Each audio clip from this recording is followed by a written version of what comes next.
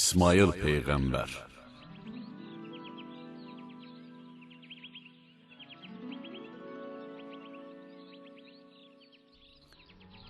İbrahim arvadı Sara və qulluqçusu Həcərlə Misirdən Fələstinə yola düşdü.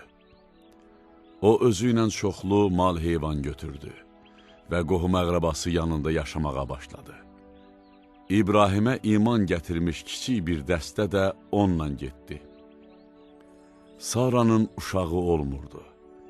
Ömrünün ahıl çağına qədəm qoyduğundan evladı olacağına daha ümidi qalmamışdı. O, vəfalı ərinin övlad həsrəti ilə qovrulduğunu görür, bərk sıxılırdı. Nəhayət, Sara İbrahimə təklif etdi ki, sevimli, vəfalı kənizi Həcərlə evlənsin. Bəlkə də ondan övladı olar. Bu uşaq onların qara günlərini nurlu eləyər, ev-eşiyin qəmli sükutunu aradan götürər. İbrahim Saranın məsləhətini eşitdi. Çox keçmədi ki, Həcərdən bir gözəl oğlu oldu. Uşağın adını İsmail qoydular. İbrahimin qəlbi şadlıqla, sevinclə doldu. Gözləri əziz evladının dünyaya gəlməsi ilə işıqlandı. Saranın qəlbində isə qısqanclıq alovu şölələndi. Qəm-kədər tufanı qopdu. Yuxusu, rahatlığı yoxa çıxdı. İş o yerə çatdı ki, İsmaili görən gözü olmadı. Həcərin onlarla birgə yaşamağına dözmədi. Sara həyatını bürümüş bu ruhi tufan, daxilini sarmış sarsıntı içində yeganə çarəni bunda gördü ki, İsmaillə Həcəri özündən uzaqlaşdırsın. O, İbrahimdən xahiş elədi ki, Həcərlə oğlunu ölkənin ən ucqar yerinə aparsın. Düşündü ki, bu yolla onların səslərini eşitməz, üzlərini görməz, əzabdan qurtulmuş olar. İbrahim, İlahinin əmri ilə onun xahişini qəbul etdi. Həcəri də, İsmaili də özü ilə götürdü. Onlar atlara minib şəhərdən çıxdılar. Ulu Tanrının yardımı ilə xeyli yol getdikdən sonra gəlib Kəbəyə çatdılar. İbrahim Həcərlə İsmaili o otsuz, ələfsiz torpaqda düşürdü.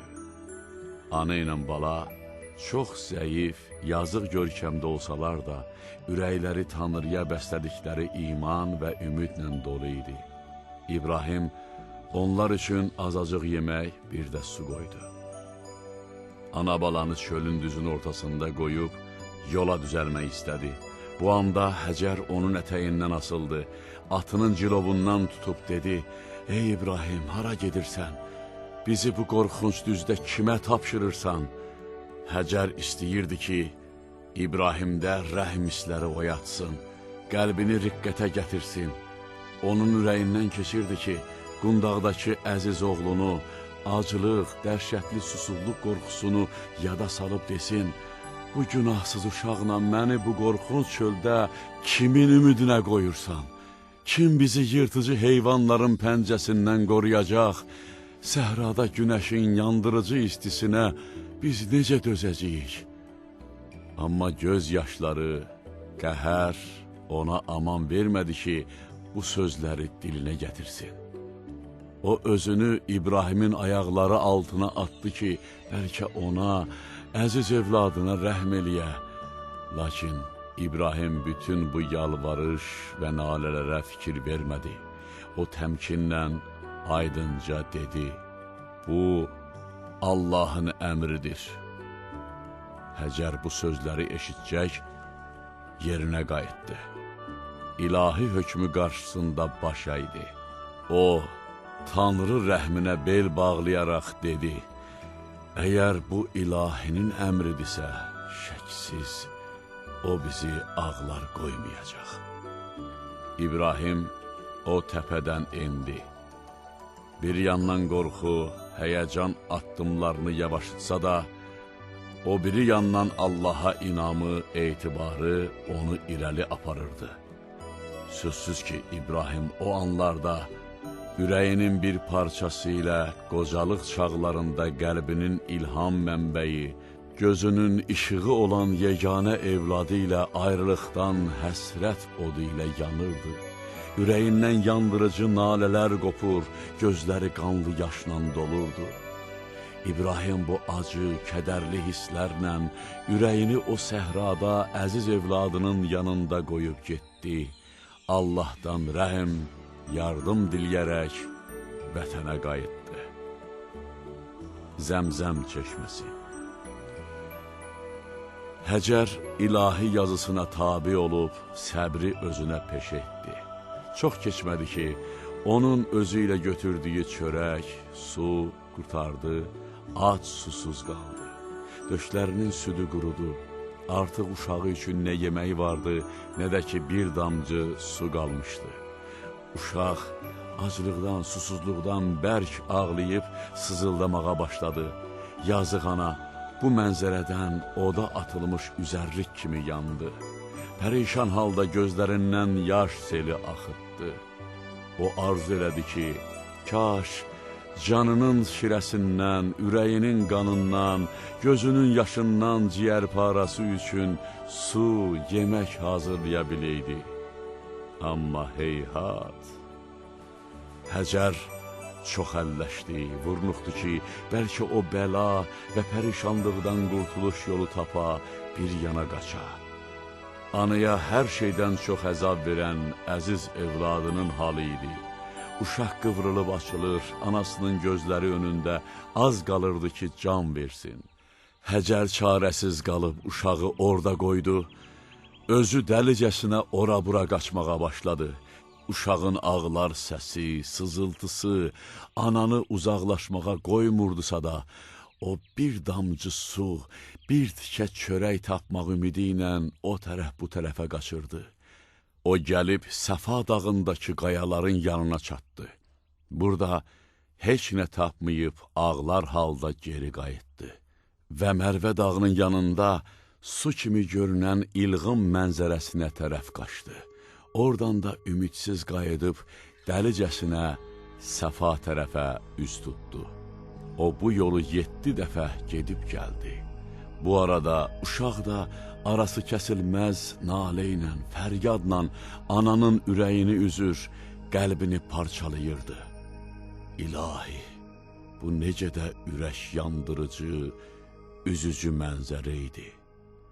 Bir yandan günahsız uşağın boğazı qurumuş, hətta ağlamağa belə heyi qalmamışdı. Acılıqdan, susuzluqdan nəfəsi güclə gedib gəlirdi. Bir yandan da yazıq ana yeganə əzizinin can verməsini öz gözləri ilə görürdü. Çarə yolu da hər tərəfdən üzünə bağlanmışdı. Bir kimsə yox idi ki, bu müsibətdə ona təsəlli versin. Uşaq arxası üstə yerə uzanmışdı. Hər iki ayağını yerə bərk sürtərək sanki bu yoldan, daşdan, torpaqdan yardım diləyir, onun daş qəlbini yumşatmaq istəyirdi. Ümid qapısının hər tərəfdən qapandığı bu dəhşətli anda birdən oğlanın ayaqları altından zülal su çeşməsi fəvvarə vurdu. Elə ki, Həcərin gözü o zülal suya sataşıb gördü ki, ilahi rəhmi onu bürümüş, Tanrı gözü ona qayğı ilə baxmışdır. Əzgin, üzülmüş halda alnından tər axa-axa ciyər parasının yanına gəldi. Dodaqlarını, ağzını su ilə islatdı. Ana sevincindən yerə göyə sığmırdı. Çünki görürdü ki, uşağının gözlərində həyat işartısı parıldayır. Bədənində, damarlarında sudan bir oyanış, sevinç duyulur. Mehriban ana əziz oğlunu bağrına bastı.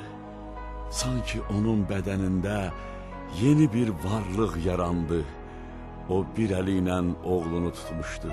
O biri əli ilə də gah yavaş-yavaş onun kürəyini sığallayır, gah da göz yaşlarını silirdi. Oğlan rahat nəfəs alır, daha əsla çırpınmırdı. Həcər də o bulaqdan doyunca içdi, canına bir təravət, yenilik gəldi. onun üzərinə kölgə salmış qəm-kədər buludu, İlahinin mərhəmət nəsimi ilə dağılıb yox oldu. Bu bulaq indiyədək qalan həmin o Zəmzəm çeşməsidir. Həccə gedənlər çeşmənin ətrafına yığılır və onun suyundan içmək ya özləri ilə götürmək üçün ora tələsirlər. Zəmzəm çeşməsi yaranandan sonra quşlar yandırıcı səhradan uçub ora gəldilər. Quşlar çeşmənin ətrafında qanad çalıb uçmağa başladılar. O vaxt Cürhüm qəbiləsi həmin yerin yaxınlığında yaşayırdı. Onlar çoxlu quş görüb bildilər ki, o yaxınlıqda su çıxıb. Ona görə də bir neçə nəfəri ora göndərdilər. Onlar da gəlib çeşmə barədə tayfiyə müjdə verdilər. Cürhüm qəbiləsi sevincək, tək-tək, dəstə-dəstə çeşmənin yanına gəldi. Qəbilədən bir dəstə adam orada məskən saldı. Həcər də onlarla tanış olub, qonşuluqlarında rahatca, arxayın yaşamağa başladı. Həcər Tanrıya şükürlər edirdi, çünki o vaxt onun və nəslinin barəsində İbrahimin etdiyi bu dua qəbul olunmuşdur. Ey Tanrı, mən öz nəslimdən birini bu susuz, otsuz ölkədə sənin mərhəmət evində məskun edirəm. Elə et ki, cəmaatın ürəyi onlara tərəf meyl salsın. Qurbanlıq İsmail.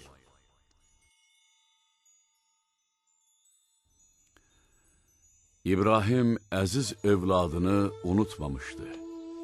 O ara bir oğlunu görməyə gedir. Bu görüşdən rahatlıq tapırdı. Halını soruşduqca gücünün üstünə güc gəlirdi. Bir müddət belə keçdi. İsmail güclü, qoçaq bir cavan oldu. Bu zaman İbrahim yuxuda gördü ki, Tanrı ona buyurur, yeganə övladının başını öz əlindən kəs. İbrahim bilirdi ki, Peyğəmbərlərin yuxusu gerçəkdir. Sınaq ardınca sınaq, dərddən sonra dərd. Rüzgarla çarpışmış, zamanın qorxunc hadisələri ilə əlləşib vuruşmuş, ayların, illərin gedişi ilə sərv boyu əyilmiş qoca, uzun müddət övlad ümidi ilə həyat sürmüş, yalnız ömrünün qocalıq çağında Tanrı ona yeganə övlad bəxş etmişdi. O zaman əmr olmuşdu ki, anası ilə onu özündən uzaqlaşdırsın. Susuz, otsuz yerdə, kimsəsiz, yardımsız yerdə məskun etsin. Bütün bu işlərdə o, Tanrının buyruğunu canla başla yerinə yetirmişdi. Odur ki, Tanrı da bütün bu çətinliklərdən sonra onun üzünə qurtuluş, nicat qapıları açmış, güman etmədiyi yerdən istədiyini yetirmişdi. Bütün bu əzab-əziyyətlərə qatlaşdıqdan sonra isə təzəcə rahatlıq tapdığı bir vaxtda əmr olunur ki, həmin o əziz, yeganə oğlunu öz əli ilə qurban kəssin. Doğrudan da bu elə bir dərddir ki, dağ da çəkə bilməz. Amma bəlalar həmişə dözümlü adamların başına gəlir və böyük müsibətlərə böyük şəxsiyyətlər düşür. Elə İbrahimin də bu imtihanı yüksək rütbəsinə, möhkəm iradəsinə, kamil imanına görə idi. İbrahim ilahi əmrinə tabi olub, onu yerinə yetirməyə tələsdi. O yola düşüb oğlunun yanına gəldi. Ağırlığından dağlar uçan, dəhşətindən ürəklər yarılan o qorxunc xəbəri oğluna belə söylədi. Əziz evladım, yuxuda görmüşəm ki, sənin başını kəsirəm. Bu barədə sənin fikrin nədir? İbrahim istədi ki, bu yolla oğluna ilahi əmrini bildirsin, onu zorla yox, öz xoşu ilə qanına qəltan etsin. İsmail atasının sözünü eşitcək itayətlə irəli gəldi. İlahi əmrini qəbul etməyə hazır olduğunu bildirdi. Ey ata, sənə tapşırılmış işi yerinə yetir. Görəcəksən ki, Tanrının istəyi ilə mən necə səbr edənlərdənəm. Atasının ürəyindən keçənləri bilən İsmail istədi ki, onun içindəki yanğını azaltsın, ona tapşırılmış vəzifənin icrası üçün ən yaxın yolu göstərsin. Odur ki, dedi, atacan, əl-ayağımı iplə möhkəm bağla ki, Tanrı buyruğunu icra edərkən əl-ayaq atmayım. Qorxuram ki, bu mükafatımda zəiflik göstərəm. Paltarımı da əynimdən çıxar ki, qana bulaşmasın. Qorxuram, anam onu görərkən qəmi kədəri daha da artsın, səbr edə bilməsin. Atacan, bıçağın ağzını itilə, onu boğazıma tez çək ki, mənə dözmək daha asan olsun, çünki ölüm ağır və dərdlidir. İsmail daha sonra dedi, anama salamımı çatdır, sənə çətin olmasa, köynəyimi ona yetir. Qoy o, anama təsəlli olsun, ürəyinin dərdlərinə təskinliyi versin. Oğlunun iyini o köynəkdən alsın, mənə görə ürəyi sıxılanda, köynəyi bağrına bassın, içindəki yanğını azaltsın. İbrahim dedi, ey oğul, sən Tanrı buyruğunun icrası üçün yaxşı yardımcısan. O sonra oğlunu bağrına basıb, üz gözündən öpdü. Beli bükülmüş qoca ilə yeni yetmə cavan, ixtiyarsız qucaqlaşıb ağlamağa başladılar. İbrahim oğlunun üzünü yerə qoydu. Bıçağı əlinə götürüb, gah onun itiliyinə, gah da oğlunun boğazının zərifliyinə nəzər saldı. Rəhim və şəfqətindən ixtiyarsız, gözləri yaşla doldu. Ürəyindən odlu ahlar qopdu. Nəhayət, bıçağı İsmailin boğazına çəkdi. Amma bıçaq kəsmədi. Çünki ilahi qüdrəti onun itiliyini azaltmışdı. Bıçaq işdən düşmüşdü. İsmail dedi, atacan, üzümü yerə tərəf çevir ki, məni görməyəsən. Çünki gözün üzümə sataşır, mənə olan mehir-məhəbbətin qoymur ki, Tanrı buyruğunu yerinə yetirəsən. İbrahim, oğlunun üzünü torpağa tərəf çevirib bir daha bıçağı işə saldı. Amma yenə də bıçaq kəsmədi. İbrahim heyrətə gəldi. Bu iş ona ağır gəldi. Qorxdu ki, olmaya, Tanrı buyruğunun icrası gecikər. Odur ki, Tanrıya müraciət elədi ki, onu sakitləşdirsin. Tanrı onun yazıqlığına rəhm eləyərək səs verdi ki, ey İbrahim, o yuxuda gördüyünü sözsüz yerinə yetirib, öz sədaqət və vəfanı sübut etdin. İbrahimin gözlərində sevinc nuru parıldadı. Ata ilə oğul bu bəlanın sovuşmasında, sınaqdan üzvaq çıxmalarında ilahinin göstərdiyi lütf və mehribanlıq üçün ona şükürlər etdilər. Allah Taala İsmailin əvəzinə qurban kəsilmək üçün İbrahimə böyük bir qurbanlıq göndərdi. İbrahim körşalmış həmin o bıçağı qurbanlığın boğazına qoyan kimi qanı axdı. O tarixdən bəri qurbanlıq adəti yayılmağa başladı. Müsəlmanlar hər il həmin adəti yerinə yetirir, İsmailin qurban gətirilməsini bir xatirə kimi yada salaraq, bu ilahi nemət üçün Tanrıya şükürlər edirlər.